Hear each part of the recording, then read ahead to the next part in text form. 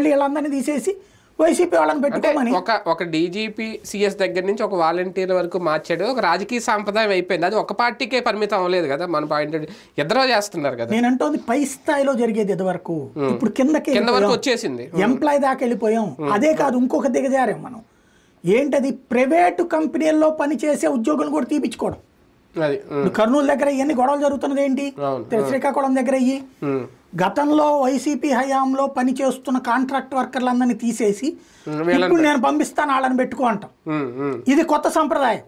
అంటే ప్రైవేటు ఉద్యోగాల్లో కూడా భద్రత లేదు, ఉద్యోగులు కూడా భద్రత లేదు. అన్నీ తీసేయండి, వాళ్ళందరినీ తీసేసి మళ్ళీ మా వాళ్ళని పెట్టుకోండి. ఒకవేళ లేదా చెప్పండి, మేము వాళ్ళని వేధించి వాళ్ళ చేత రాజీనామా చేయించి ఇప్పిస్తాం. ఇది ఎక్కడ పరిస్థితి, ఇంతకు ముందు ఎప్పుడన్నా ఉంది అసలు? ఇది జరిగిందంటే ఎక్కడికి పోతున్నట్టు మన డెమోక్రసీ. కానీ ఈ ప్రతీకార రాజకీయం లేదంటే ఈ కక్షపూరిత రాజకీయం, జగన్మోహన్ రెడ్డి గారి అధికారంలో రాగానే ముందు నవరత్నాల మీద ఫోకస్ పెట్టారు కొన్ని రోజులు. లాస్ట్లో ఆయన మొదలుపెట్టారు అరెస్టులు, వరుసగా చివరికి బాబు గారిని అరెస్ట్ చేయడం. ఇప్పుడు మాత్రం ముందే మొదలైపోయినాయి ఈ అరెస్టులు, ఈ వేధింపులు ఇవన్నీ. దీనికి ఏమైనా లిమిటెడ్ పీరియడ్ ఉంటుందా, లేదంటే 5 ఏళ్ళు ఇంకే ఇలా ఉంటుందా వైసీపీ మీద? లేదు, మేబీ రివర్స్లో ఉంటుంది అనుకుంటా. అప్పుడు జగన్ ఏంటంటే ముందు జనంలోకి పథకాలు తీసుకెళ్ళిపోయి అందరూ హ్యాపీ అయ్యాక అప్పుడు తన కార్యకర్తలని సంతృప్తి పరచడం కోసం తెలుగుదేశం నాయకుల అరెస్టుల కాన్సెప్ట్ బిగిన్ చేశాడు. తనకి సెల్ఫ్ సాటిస్ఫాక్షన్ కూడా.